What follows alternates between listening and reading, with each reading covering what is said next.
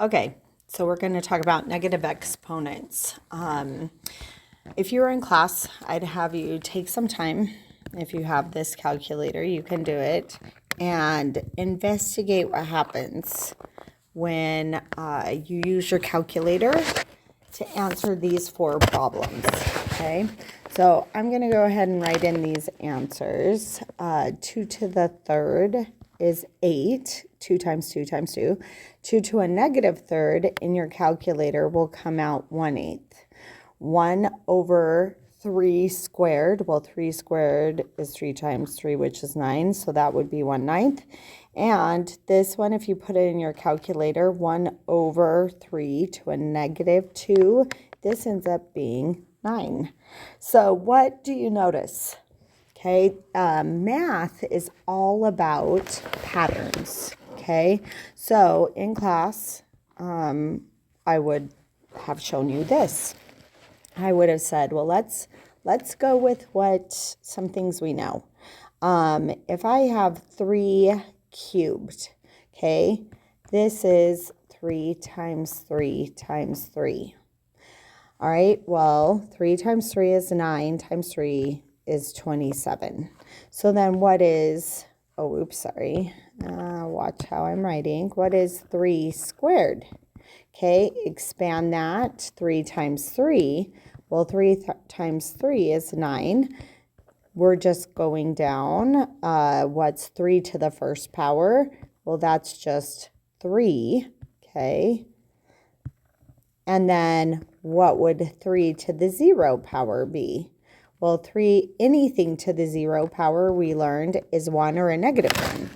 Okay, so if we look at this, okay, I want to look at what's happening here. What's happening with the exponents? What's the pattern? Well, I was 0, 1, 2, 3. So depending on which way we're going, I'm either adding 1 or subtracting 1. Okay, so now take a look at what's happening with these numbers.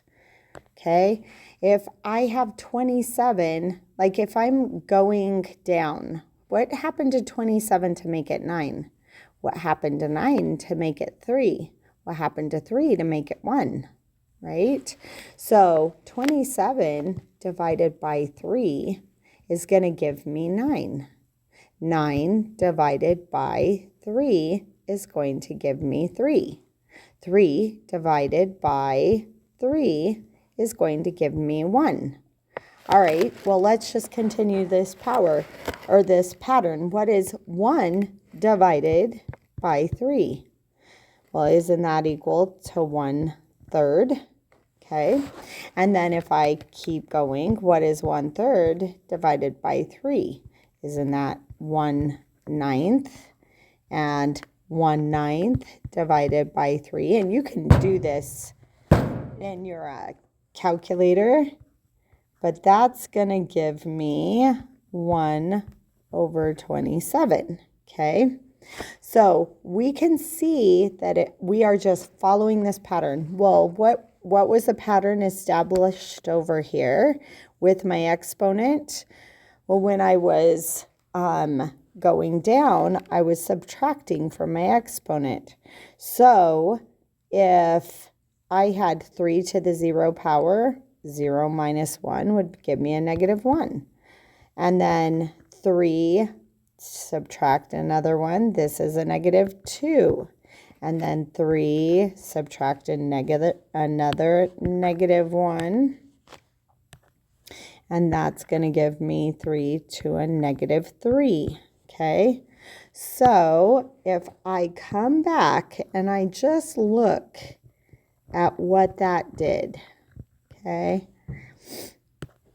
so now I have these numbers and these numbers as well, right? So where am I going to find these numbers? If I was to put them on a number line, let's look at this top half. Any of my positive or neutral exponents. If I have a number line and this is 0, it looks like any positive exponents or this 0 is going to be greater than or equal to 1. So if I'm graphing this on a number line, this is where my numbers are going to be for my positive exponents. So where are my negative exponents on my number line? If I have 1/3, 1/9, 1/27th, the next one would be 1/81. Okay, all of these are between 1 and 0. So they're less than 1. Okay, but they're never going to be 0. If I have an exponent, it's not going to equal 0. So all negative exponents are numbers that are less than 1. Okay, so now let's come back to the notes. If I'm looking at my notes and I had this whole number, when I had a negative exponent, it gave me a number less than 1. Okay, but then what if my exponent is in a fraction already? So my number is already less than 1. It's 1/3 to a -2. Well, now I have a positive number, well, no exponent, but a number more than 1. So what's happening? Well, here are the steps for changing to negative exponents. Let's say I start with this number. Okay, here's my start here. I'm going to write this as a fraction. So this is going to be x to a -3 over 1. Any number can be written as a fraction over 1. All right, so now I'm going to write the reciprocal.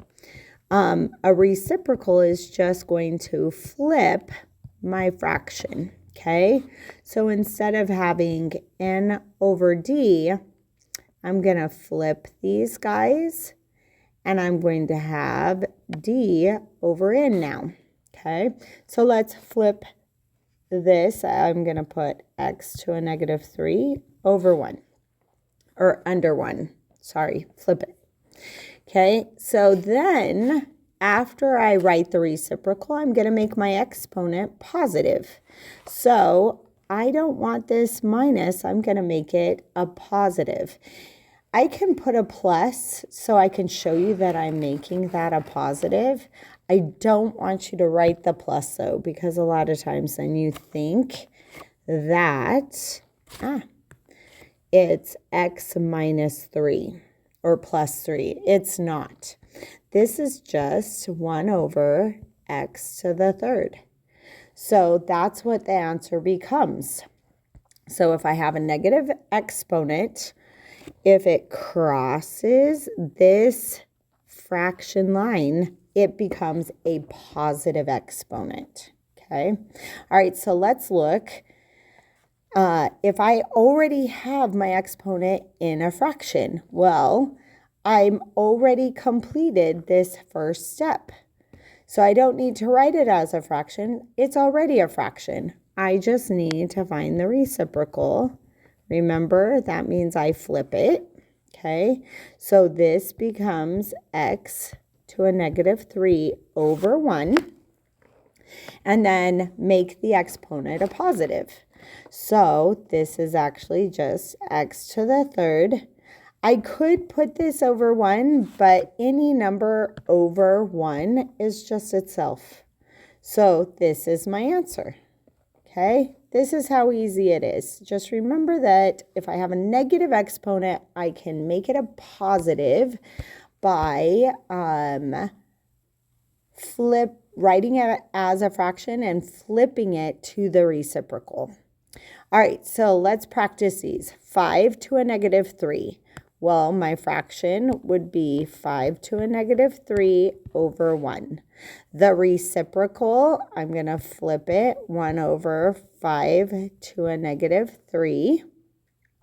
And my answer for this is going to be 1/5 to the third power, because once this crosses that line, then it becomes a positive exponent. Now, I want to talk to you about something, though, because 1 over 5 to the third power is an answer, but you might be asked to write it in standard form.